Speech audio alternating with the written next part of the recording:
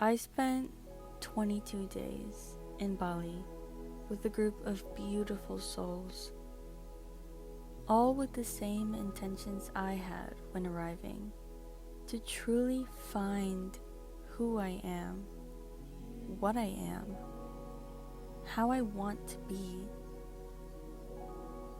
We cried together, supported each other, found a part of ourselves in each other. I have never felt so much connection at the same time from so many different forms: human beings, Mother Nature, my own life force. Practicing yoga and understanding the anatomy behind it, facilitating the power of the breath, unlocking the spiritual and emotional vulnerability yoga entices. Practice the beauty of holding space, truly respecting the religious, transcendent qualities meditation carries, all to become a certified 200-hour yoga instructor. It was a dream where I could actually be myself and be proud to take up space, where the only influences around me were nature and beings who supported who I was in that moment and not an idea of what I could be. Being back in the real world, being back on social media, back to a world surrounded by pressure, to a system that monetizes on female insecurities and the lack of expression.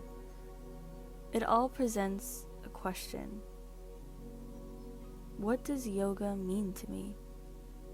Before leaving for Bali, I had this preconceived idea that yoga was simply a workout, something that came easy to me for my natural flexibility, a form of movement where I could express, a moment to breathe as I move.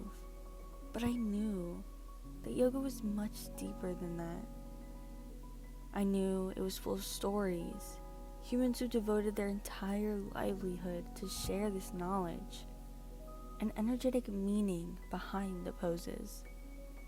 Before finding yoga, before allowing myself to be, I used to dread the human experience, allowing others' traumas and perspectives to diminish that light and positivity I had for the world as a child.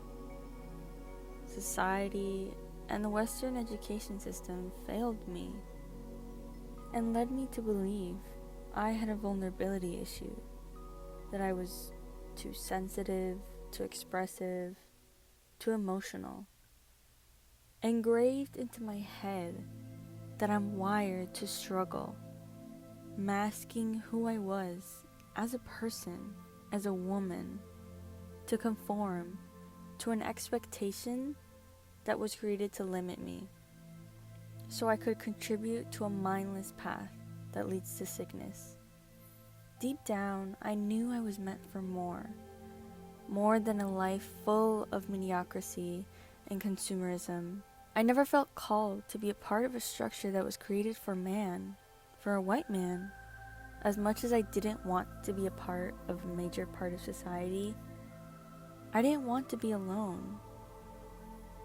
I was in a constant battle between being me and being a version of me that was pushed onto me as a young teenage girl, a 15-year-old girl, when I should be connecting with the divine femininity that nature offers, understanding how much power and nurturing I hold in my skin, building a foundation of emotional support for myself, being educated on the hormonal world inside of me, and experiencing my own culture and roots.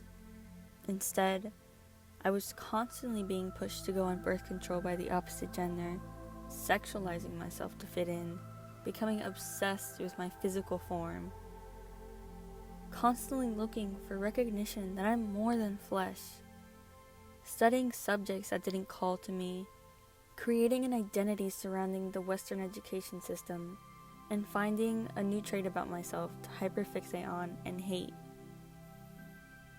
Even though I was in a constant cycle of new identities and not knowing who I truly was, learning the true intention behind yoga helped me see this unbreakable devotion I have towards myself.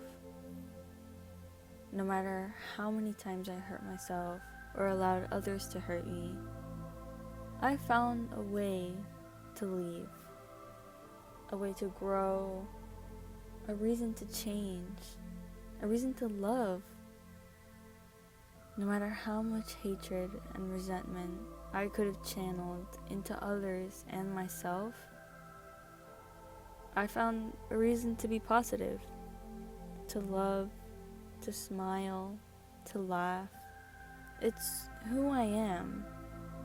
I see the world in such a limitless, beautiful way, because I now see myself in a beautiful, limitless way.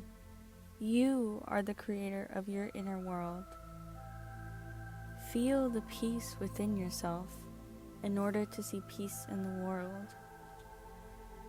Only when I truly allowed myself to feel and express without the expectation of myself and others, was I able to see how much I'm worth and how much I have to give.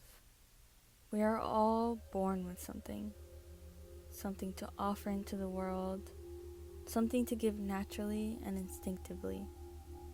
That is what we are meant to do on this earth, in this body, with our minds, to utilize our experiences and personalities and transform them into opportunity and knowledge. Knowledge is experience, and experience is knowledge. Yoga isn't just a physical exercise or a set of poses. It's also a practice of connection, finding and most importantly, allowing connection to come to you. We are human. We thrive on genuine relationships, whether that be platonic or romantic. Being genuine means not forming attachments or expectations with others. People aren't meant to respond to the idea you have of them in your head. It's not fair to condition someone to your expectations. True connection are based on love and letting go of the ego, where there's no competition, simply an understanding that we're all here to be and love one another as we are.